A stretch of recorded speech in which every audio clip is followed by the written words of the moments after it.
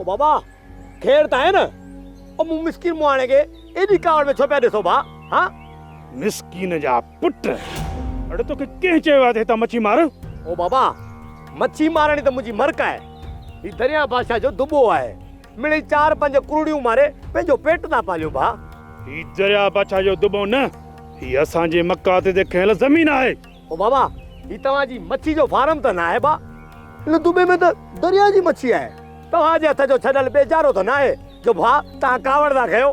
कावड़ जा पुट तू समझी छो कंदो ये बन्नी का तुंहिंजे पीजी आहे खणी या खारी ऐं मच्छी कुड़ी बि खण। अरे अरे अरे भाई न कर ओ भाई न कर ओ भा मां मिस्किन माण्हू आहियां भा ये भाई मच्छू विकिणी बाबा लाइ दवा वठी ईंदुसि भाई न कर। पिनी वञी पंहिंजे पीउ खे दवा वठी ॾे आईंदा जे हिन दुबण ऐं ढंढ जे वेझो आहे न रत सां ॻाढ़ो करे छॾींदो में। आईंदा तव्हांजी ढंढ मां हिकिड़ी बि मच्छी कोन मारींदुसि ओ भा इहा कुड़ी त ॾेई वञे भा कोन्हे ॿीहर ते नज़र न अचे वठ कुड़ी पंहिंजी पर मच्छी खण। वाह मालिक वाह ॾिसी थो न तुंहिंजे ई ॾेह में असां सां ॾाढा आहियूं कमदार अॼु त तूं मच्छी खसे वियो आहीं पर मां बि मुआण जो पुट आहियां तुंहिंजे ई हिन ढंढ में कुड़ीअ सां न रछ सां मच्छी मारींदुसि ऐं मण मच्छियूं मारींदुसि ऐं वेकरो कंदुसि ग़रीबनि में बि विराईंदुसि चो त मुंहिंजो नालो वल्लू वल्लण आहे।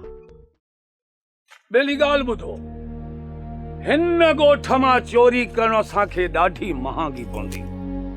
बच्चल खान जे ॻोठ मां चोरी करणु ॼण वासिंग सां वेर आहे। तव्हां चुप करे वेही रहो चोरी कंदासीं पाण ऐं फासंदो दातू। दातू पाण खे ॾाढो मुड़संदो आहे चोरी करणी आहे त हिन ई ॻोठ में करणी आहे। जेका संगत जी सलाह गेह ऐं वेह संगत सां गॾिजी खाईंदासीं। अॼु घट घेरे ॾिसी ॻोठ मां सवेरे निकिरी हलूं। अॼु ई घट घेरे ॾिसबा त माल ताड़ो त कंहिंजो भलो आहे। इहा त भली सलाह आहे चोरी करणी आहे त ठाहे करणी आहे।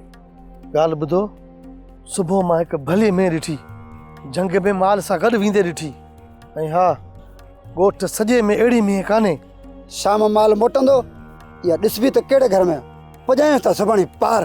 बस ॼणा टे में हिकु खाए हलंदासीं। या हिक में माण्हू जो मुल थी लहे लॻी त या 1 लखनि जे बराबरि आहे। सब्सक्राइब कयो असांजो official YouTube channel Singh TV HD drama ऐं वधीक अपडेट लाइ बेल आइकन खे क्लिक करियो।